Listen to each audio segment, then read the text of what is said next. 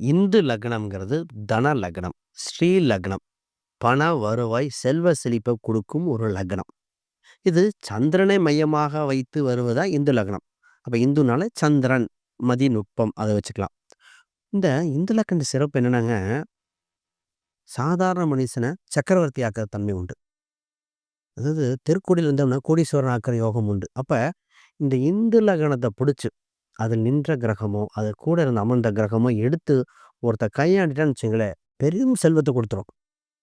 Example சொல்றேன் பாருங்களேன். அமிதாப் பச்சன் அவர்கள் பார்த்தீங்கன்னா, எவ்வளோ பெரிய சினிமால பிரபலமா இருந்தார். அப்படியே கீழ வந்தார். அடுத்த வேள சாப்பாட்டுக்கு இல்லாத அளவுக்கு கடன், அவ்ளோ பிரச்சனை.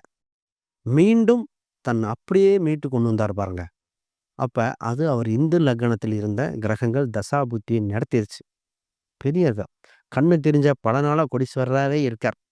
பில்கேட்ஸ். அவர்லாம் பார்த்தீங்கன்னா, இந்து லக்னத்திலேயே வாழ்ந்துட்டு இருக்காரு. இந்த மாரி நெறைய இருக்கலாம். குபேர யோகம்னு ஒண்ணு இருக்குங்க. குபேரன்னா வருணன், தண்ணி மாரி ஒரு திரவம் வச்சா தான் குபேரன வச்சு பிடிக்க முடியும். அப்ப குபேரன பிடிக்க சந்திரனுக்கு அடுத்த வீடு அப்படிலாம் எடுப்போம். அப்ப இந்து லக்னத்த வச்சு குபேரன் இன்னும் வழிப்படுத்தலாம். குபேரனா தெரியும்.